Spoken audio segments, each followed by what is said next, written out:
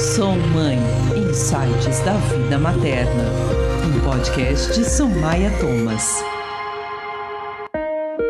Olá, olá! Sejam todas e todos muito bem-vindos. Abraço da Vitrola Projetos de Voz. Tem muito orgulho em apresentar a vocês o 7º episódio de Sou Mãe Podcast Insights da Vida Materna, por Somaia Thomas.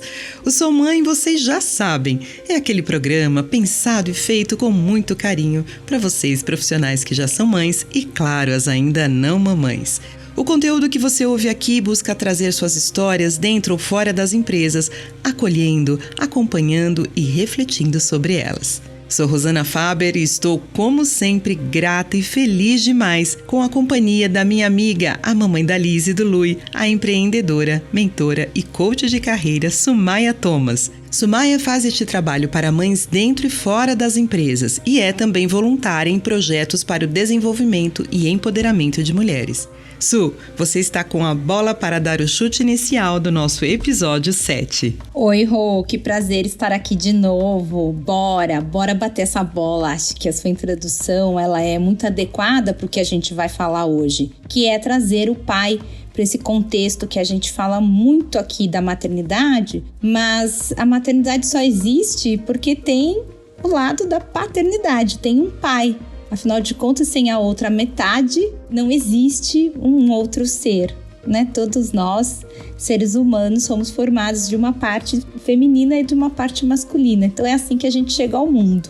Então, bora bater essa bola, entrar nesse campo para falar que cuidado na chegada da vida também é coisa de homem. Eu estou especialmente feliz de estar aqui com você novamente, gravando esse episódio. Grata a todos que entram em contato conosco, comentando, se identificando com as histórias. É tão bacana, não é verdade? E quero aproveitar também, minha amiga, para te elogiar e registrar todos os feedbacks que eu recebo sobre essa sua voz maravilhosa a cada episódio. Viu, minha querida amiga? Obrigada. Obrigada, Su. Você é inspiradora. Toda essa inspiração contribui para o sucesso que é o Sou Mãe Podcast. Sou Mãe. Neste episódio, vamos contar uma história que poderia acontecer em qualquer sala de reuniões de qualquer empresa, em qualquer lugar do mundo. O enredo foi baseado em fatos, mas com nomes fictícios para que se mantenha a confidencialidade das personagens envolvidas. Mulheres muito além de março. A atmosfera daquela segunda-feira não era das melhores. Paulo, o administrador e CEO de algumas empresas que atuam no mercado de negócios digitais, tinha experiência suficiente para saber o que o esperava na reunião que estava prestes a começar. A gestão da Parthenon, pequena startup sempre atrasada com o cronograma dos projetos, chegaria para o encontro com o que ele chamava de catálogo de desculpas repleto, justificando novos atrasos. Entretanto, apesar dos problemas recorrentes com o cronograma, a Parthenon trazia a inovação e criatividade que Paulo sempre busca nas empresas que administra. O CEO respirou profundamente para abastecer-se de paciência antes de entrar na reunião. Data show iluminando a sala escura, cumprimentos, café e água à disposição, todos e todas apostos para a apresentação. Logo no segundo slide, o gestor do time de projetos, Giuliano, dispara a primeira justificativa pelo atraso de uma das etapas daquele trabalho. Paulo, esse atraso aqui tem um motivo muito claro: a licença maternidade da Ana, designer da solução. O CEO respirou mais profundamente do que de costume, mas pediu que a apresentação de follow-up prosseguisse. Ao final, terminados todos os comentários das equipes sobre o cronograma e os outros detalhes a respeito do andamento do projeto, os participantes olharam para o Paulo, aguardando suas observações sobre a apresentação e o encerramento daquele encontro. Gil, Paulo começou a falar, olho no gestor da empresa. A Ana tem problemas com os prazos dos outros projetos da Parthenon? Não, de fato, nunca tivemos nenhum problema de qualquer espécie com a Ana. Foi o que eu imaginei, respondeu Paulo. Gil, então pense na justificativa que deu aqui sobre o atraso na etapa 2. O gestor de Ana enrubesceu, mas não disse nada. Paulo continuou. O que eu estou querendo pontuar aqui, Gil, é que poderia ter acontecido um imprevisto com qualquer pessoa da sua equipe. No caso da Ana, ela deve ter avisado com pelo menos 9 meses de antecedência. Então, não use a licença maternidade como justificativa para atrasos dos nossos projetos. Nunca mais. Insights da vida materna. Sumaia, a atitude do Paulo é uma exceção? Eu não sei se a gente pode chamar de exceção. Acontece que é muito raro a gente ouvir as pessoas comentando que um gestor fez e se posicionou da forma como o Paulo se posicionou diante da atitude do Gil, não é? Quando o assunto, como neste caso, é um valor importante naquela companhia, o respeito à competência, à entrega e o respeito à maternidade, à licença maternidade daquela profissional é colocado na mesa daquela forma, muito provavelmente que ninguém mais use a questão da gestação como um motivo, uma explicação para um atraso ou por qualquer coisa no caminho, uma intercorrência num projeto, não é verdade? Então, quando ele faz isso, ele inibe os comentários de tal forma, não é?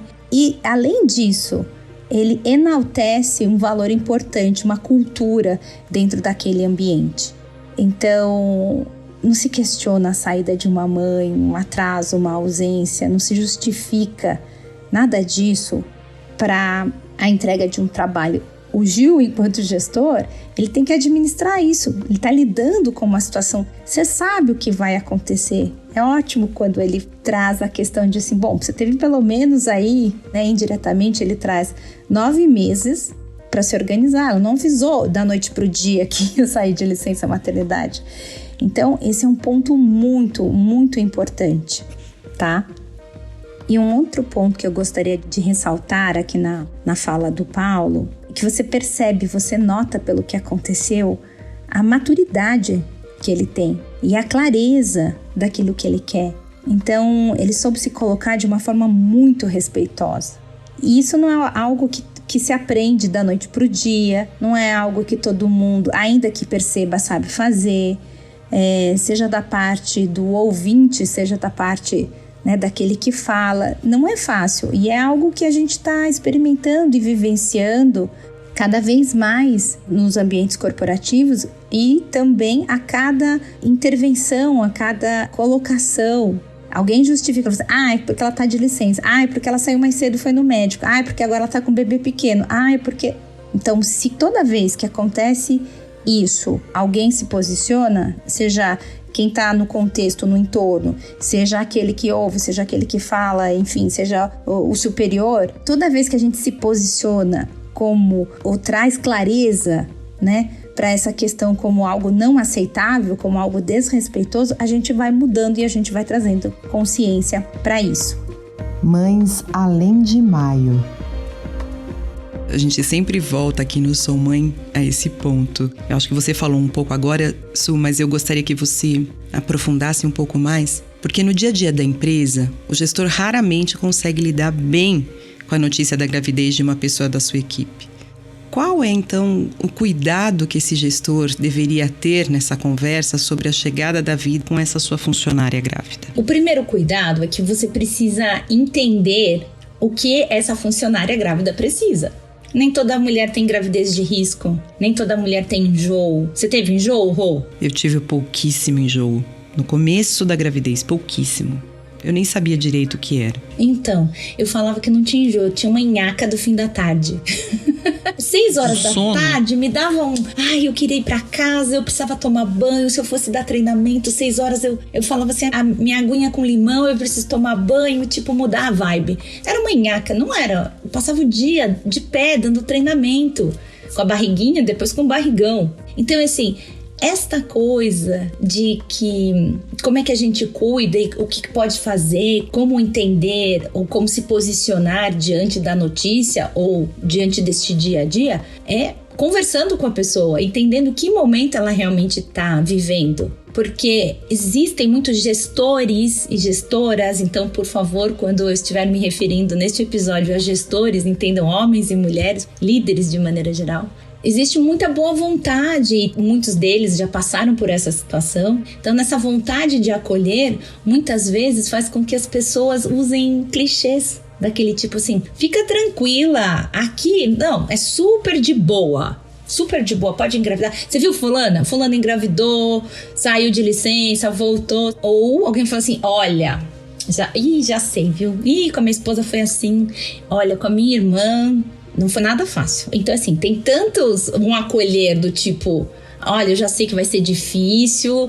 Foi assim com a minha irmã e ela também ficou com medo da volta e não voltou, ou foi demitida. Ou é tudo bem. Tudo bem pra quem? Porque eu não sou o outro, né? Lembra daquele exemplo que eu te dei do número do RG? Precisamos relembrar, através do nosso RG, que os números nunca vão bater. Ou seja, não somos iguais. Não somos. Somos únicos. Então, assim, somos únicos. Então, a referência da irmã, da esposa, da tia, da prima, das outras 10 funcionárias que já passaram naquela empresa é uma experiência única, é diferente. Então, isso incomoda muito. Isso aparece muito nos meus atendimentos. Falou que vai acontecer comigo. Eu não tô sentindo nada disso. Eu não quero que isso aconteça comigo. Eu não acho assim. Fala que tá normal, que tá tudo bem, mas eu não tô vendo, né? Mas fulano pediu já pra eu passar o trabalho. Fulano já me tirou essa atividade. Fulana já pediu pra pegar minhas senhas e passar pra outra pessoa. Eu tô sem fazer nada. Às vezes o gestor tá tão preocupado que vai ficar, ou a gestora, né? Uma gestora vai falar assim, Sumaia, me dei conta que eu tava tão preocupada com a ausência dela que eu já tava treinando a outra e tirando tudo dela e não me dei conta. Né? Obrigada, ela disse. E foi muito bom, para isso que a gente trabalha. Então, por mais que a intenção seja a melhor, temos que tomar cuidado com o como fazemos isso. A possibilidade de tomar o caminho errado, que é o da comparação com o outro, ele é muito complicado e muito doído, porque impacta aquela relação de trabalho, de respeito, de confiança e vai impactar essa volta ao trabalho. Essa intenção positiva também pode ter a ver com um contexto de futuro daquela profissional, certo? O gestor ou a gestora que realmente tem planos para aquela funcionária, para o potencial de crescimento dela. Vamos olhar aqui para os 2 times. O time de gestores e o time de profissionais mães. Às vezes o gestor fala assim, poxa, eu tô aqui trabalhando na minha sucessão. Se eu fizer um plano assim para subir de posição e se logo eu tiver uma pessoa pronta para me substituir, por exemplo, nas minhas próximas férias, vai ser ótimo. Aí essa pessoa que ele pensou chega e conta. Então, tô grávida. Daqui 8 meses eu saio de licença maternidade. Não vou estar aqui. Esse gestor pode pensar, gestora, né? Pode pensar ou surtar. Meu Deus, ela não vai estar aqui na entrega do projeto. Não é ela que vai me substituir nas férias. Meu Deus, eu não posso contar com ela, que era a peça-chave para o meu plano de sucessão, para o meu plano de crescimento pessoal. Então, todos nós temos expectativas. Viver com 0 expectativa é impossível, é utopia. O ponto-chave é que se a gente tiver consciência de como a gente funciona diante de situações mais frustrantes ou de grandes mudanças, isso sim é um plus na carreira. Sou mãe. Qual você acha que é o papel da cultura da empresa no posicionamento dessas lideranças? Como o exemplo do Paulo nos traz bem, ele está ali reforçando o respeito à chegada da vida. Assim, aqui se respeita a chegada da vida. Então, por favor, não justifique um atraso de cronograma, de projeto, de qualquer coisa com a pessoa em licença maternidade. Então, muitas vezes está lá escrito qual é a missão e valores da empresa, mas como é que a gente vê isso na prática? Que é isso que traz, né, que é a cultura da empresa. O que se pratica? A cultura é o que a gente vê, é o modus operandi dessa empresa. O que se faz na prática. Então, o exemplo do Paulo é um bom exemplo. Agora, quantas empresas carregam essa questão que hoje se fala muito, da equidade, do acolhimento à diversidade? E, na prática, quanto tempo leva um processo seletivo para encontrar mais candidatos, por exemplo, da raça negra? Então é que a gente não achou. Não, escuta. São nichos diferentes, você tem que procurar. Às vezes leva mais tempo para você fazer uma contratação respeitosa e que tenha um maior número de participantes, que exista ali a equidade. Insights da vida materna. Então, falamos de cultura, mas você pensa que também a insegurança do líder interfere nesse tipo de posicionamento equivocado como o do Juliano? Sim. É uma questão de competência. O quanto você às vezes tem competência para estar na posição. É tão fácil justificar um erro com o erro do outro. Eu costumo brincar assim, que o erro é meu. Me imaginem fazendo isso, gente. O erro é meu, como se fosse um macaquinho, que você coloca no ombro. Se ele tá no seu ombro, você fala assim, isso aqui é meu. Não, mas eu posso pôr aonde eu quiser. Eu pego e coloco no ombro do outro. Entendeu? Você justifica, o erro é meu e eu faço com ele o que eu bem entender. Então eu vou botar lá no ombro da Rosana E pronto, viu, Rosana? O problema foi seu, foi você que não me falou, foi você que não me disse, foi você que não me avisou que ia sair de licença, foi você que não me falou que queria ficar grávida. Não é o tipo de assunto que se comenta, entendeu? E tem acho que um outro ponto também, que como o homem, acho que a gente pode trazer aqui um pouco da questão estrutural, o homem ele não, de maneira geral, né, no ambiente familiar, ele sempre foi o provedor. Né, o pai que saía de casa para prover, a mãe que era cuidadora. A gente já falou aqui, se não me engano, das famílias menores. Cada vez mais temos famílias menores, portanto os meninos mais velhos, quando são mais velhos na família, não cuidam dos pequenos. Por quê? Porque não tem mais pequeno para cuidar. Antes você morava no interior, família grande, vai lá ajudar sua tia, vai lá dar banho, pega seu irmão, troca seu irmão. Então assim, era uma prática de cuidado, porque é isso que se faz quando tem os maiores e os menores. Então, assim, que vivência é essa que cada um tem e traz para o ambiente de trabalho? Eu acho que eu comentei já com você, né, de uma temporada na casa da minha mãe, durante a pandemia, que ela me pediu para pegar a roupa do varal. E eu falei assim, mãe, eu vou entrar numa reunião agora, vou atender. Pede pro Di, né, pro meu marido. Ela falou assim, não, pode deixar que eu faço então. Essa coisa do cuidar não é uma coisa de mulher. Cuidar também é do homem. É só perguntar para um homem que já mora algum tempo sozinho. O que ele faz? Ele sabe cozinhar, ele sabe lavar louça, ele sabe desentupir o banheiro. Então é isso, a necessidade vai trazendo essa experiência. Ontem mesmo eu falava com uma pessoa da minha área de como é recorrente esse medo, esse receio da volta ao trabalho após a licença maternidade. Ainda mais com o LinkedIn, o meu LinkedIn pipocando. Su, você viu isso? Su, você viu mais essa demissão? Su, você viu isso? Demitida grávida? Su, você viu demitida na licença maternidade? Viu essa? Gêmeos! Ela com gêmeos demitida na volta da licença maternidade. Eu falei assim, bom, tem dois lados sempre, qualquer história, mas aí eu trouxe a questão de deixa os homens ficarem 6 meses de licença paternidade. Porque já tive casos, tem empresas que já estão fazendo isso. E qual é a pergunta deles? Meu Deus, e como vai ser a volta? Ai meu Deus, e agora? O que eu faço 6 meses em casa? E meu chefe não falou nada, o que eu vou fazer quando voltar? Mas e eu não tô lá, não vou entregar o projeto com os caras? E aí? Então, vai para um lugar de verdade, né? Um podcast de Sumaya Thomas. O prover e o proteger continuam sendo os únicos papéis do pai na chegada da vida? Nossa, que bom que você falou isso, porque ainda tem esse olhar. Mas eu tenho visto muitos casos de mulheres que elas sim foram trabalhar, seja por conta da profissão, seja por conta de um ambiente, de uma área, de um segmento que foi mais bem sucedida. Vamos pensar na área de eventos. Quanto tempo o pessoal que fazia eventos ficou literalmente em casa, com equipamento, com a equipe? Quantos homens trabalham na área de eventos? E a mulher fazia outra coisa. Foi para uma área mais comercial, começou a vender máscaras. Vamos pensar aqui, né? Quanto de máscaras foram criadas, marcas e representantes, e álcool gel. Tem até um caso de uma amiga nossa que viveu um pouco de que essa mulher, o segmento dela foi bem sucedido durante a pandemia e o dele não. E ele, óbvio, você tem 2 filhos, você ama seus filhos, você fala assim, não tem outra coisa, o papai vai cuidar, vai ter que fazer. Se não sabia fazer tanta comida, aprendeu a fazer. Essa coisa assim, a sua mãe tá em reunião, então, ai, eu me machuquei, eu caí na rua.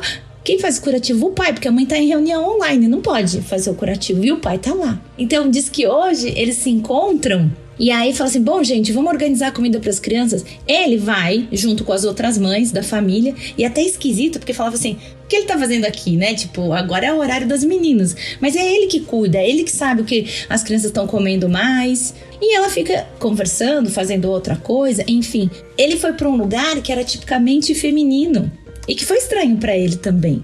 Só que agora, quando as crianças se machucam ou tem qualquer dúvida, elas vão perguntar, papai, como faz isso? Então, Rô, a necessidade, esse momento que a gente viveu, que a gente está saindo aí da pandemia e tudo mais, trouxe essa experiência de viver realmente o lugar do outro. Quanto nós trocamos de papéis, e não porque eram os papéis corretos. Não, a gente fez o que se chama no mundo corporativo, nas multinacionais, um job rotation. Entendeu? A gente trocou. Deixa eu experimentar agora na sua área, como é que faz isso, que experiência que eu tenho aqui. E tem gente que fez esse job rotation, gostou e ficou. Gostou e deu certo. E funcionou. Insights da vida materna. Su, você se lembra que na nossa reunião de pauta, a Carol trouxe a pesquisa da ONU Mulheres, que fala, entre outras coisas, que 7 a cada 10 homens não falam das suas dúvidas, medos, sentimentos, nem para amigos. Esse é um dos dados que mostra a dificuldade do acesso do homem aos seus sentimentos. E aí, você não acha que isso pode influenciar a questão do cuidado, do dar cuidado, do prover o cuidado que os nossos filhos precisam ou carecem de? Com certeza. Esse era o ambiente antigamente. Lembra que a gente também falou sobre homem não chora? Homem não chora mesmo? Sai lágrima do olho de homem. Por que criança, menino, chora e o homem, quando cresce, não chora mais? Porque muita gente ouviu, engole esse choro. Menino não chora, homem não chora. Sobretudo os meninos. Sobretudo os meninos. Então é assim, dói, né? Quando aperta, dói. Quando você se frustra, dói. Então, os homens foram para um lugar de que demonstrar essa fragilidade é algo ruim. Então, demonstrar que ele é o cuidador também, assim, não está acostumado. Então, não me honra, não me faz melhor, não me faz importante. Só me faz importante se for o título, o cargo e o salário. O meu primeiro cliente na consultoria, Sumaya Thomas para Mães, foi o de um pai que estava perdido na carreira. Alguém recomendou meu trabalho, falou que eu fazia minha experiência como mentora e gestora de carreira no desenvolvimento de profissionais e fazendo transição de carreira. E ele disse literalmente essa frase, falou assim: Sumaya, eu quero cuidar do João. Eu quero ter um trabalho onde eu possa levar o João na escola.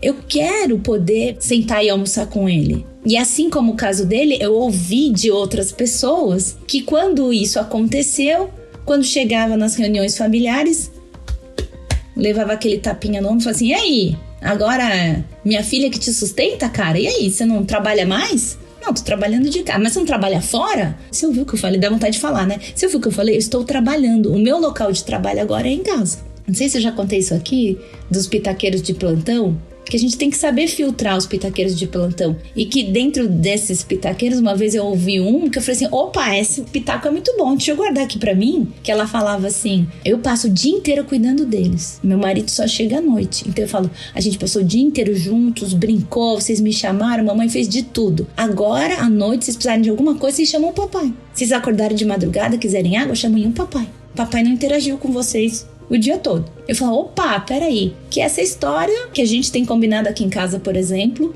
que as crianças têm que se sentir seguras tanto com o pai como com a mãe. Por que eu e meu marido conseguimos viajar? Porque eles estão acostumados desde pequeno a serem cuidados, alimentados, trocados, tomar banho com o pai e com a mãe. Agora, mães de plantão, se você tá naquela vibe de que assim, mas só eu que enxugo direito o bebê, só eu que sei limpar o ouvidinho, ele não dá banho como eu, aí não vai ter essa divisão de tarefas nunca, porque a gente nunca vai permitir com que eles se sintam cuidando de verdade e responsável, capazes, empoderados dessa atividade que até então era só das mulheres. Então é isso. E até eu ia te perguntar, e quando o pai é gestor? Mas acho que você já me respondeu com essa colocação de que é um outro olhar, né, das pessoas. Não existe essa estranheza que existe quando o pai está sendo cuidador dos seus filhos.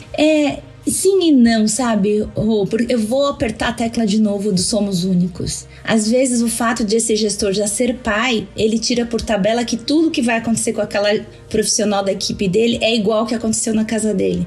Você nem sabe, você sabe se ela tem um marido do seu tipo, do tipo cuidador? Você sabe se ela tá tendo esse filho sozinha? Então, assim, é muito único. Às vezes ajuda. Eu já tive caso de que o gestor ficou tão emocionado com a notícia da gravidez da profissional que ele chorou junto com ela e chamou a esposa para comemorar. Ela falou assim: eu fiquei passada, eu nunca imaginei que ele ia reagir desse jeito. Mas ele ficou muito feliz por mim e sabia que eu tava tentando há algum tempo. Então é uma reação pouco comum, que chocou a ela. Tá sempre esperando que vai ser: ai meu Deus, e agora? É mesmo, né? Você vai ficar fora tanto tempo. Não vai vir. Mas assim, não dá pra tirar por tabela que o gestor já é pai e isso vai ser bom. Não dá pra tirar essa conclusão. Assim como não podemos concluir que as mulheres gestoras mães serão compreensivas com as suas gestantes na equipe. Su, quando preparávamos este programa, você comentou sobre o livro Catch People Doing Something Right, que uma tradução literal seria pegar pessoas que fazem algo certo. Não há edições brasileiras, mas pelo que eu entendi, é um compilado desse autor americano, Ken Blanchard, das melhores práticas e melhores exemplos profissionais. E a atitude do Paulo se encaixaria nesse livro, ou não? Sim, Rosana, a atitude do Paulo se encaixaria perfeitamente como exemplo do que o Ken Blanchard fala, né? E isso que eu gostaria de deixar aqui como sugestão, para que nós possamos compartilhar mais, comentar mais, exemplificar mais, criar mais posts, vídeos, enfim, se atentar a pegar as pessoas fazendo a coisa certa, assim como o Paulo fez, demonstrando como é possível fazer uma colocação de forma tão respeitosa. E como eu recebo muitas mensagens, principalmente no LinkedIn, de pessoas compartilhando suas histórias, o que aconteceu.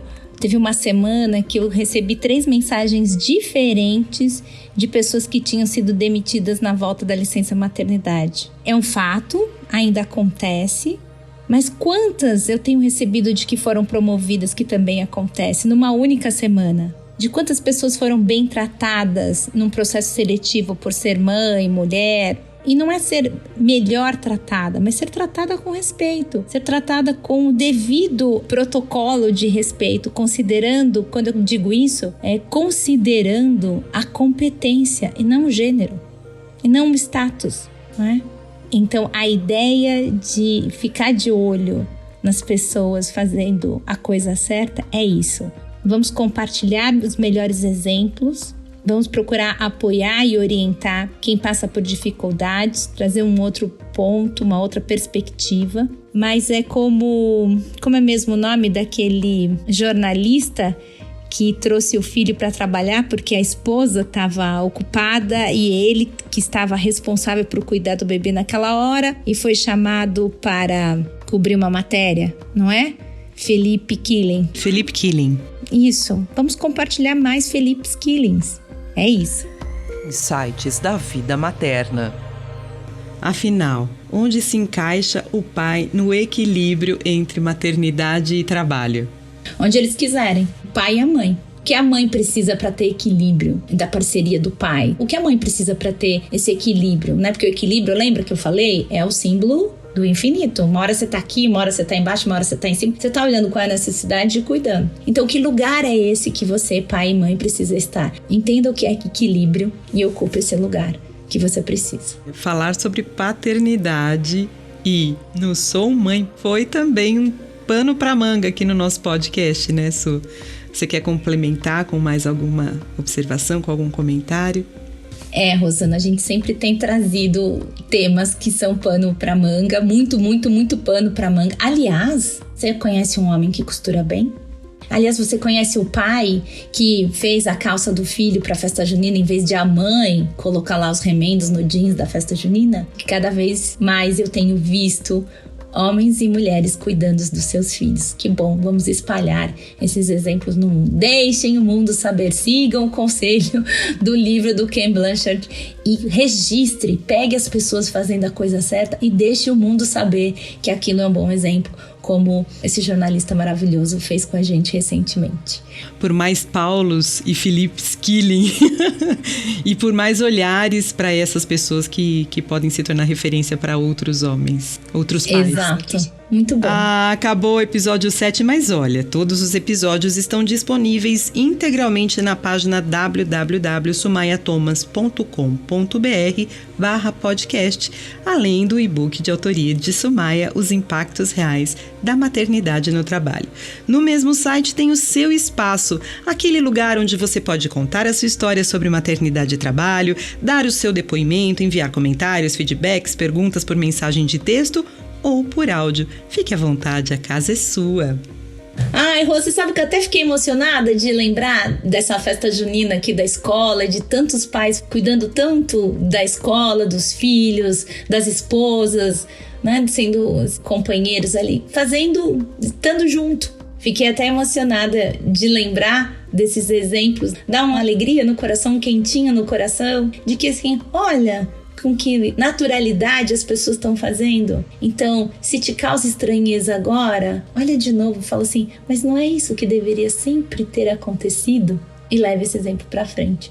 Foi maravilhoso estar aqui de novo com você, minha amiga. Um beijo enorme, obrigada pelo seu profissionalismo, pela sua amizade e por mais este episódio. Agradecemos sua audiência e contamos com você também para o próximo episódio, que chegará repleto de diálogos, insights e análises trazidas pela mais do que querida Sumaya Thomas. Sou eu que agradeço imensamente por mais esse bate-papo inspirador.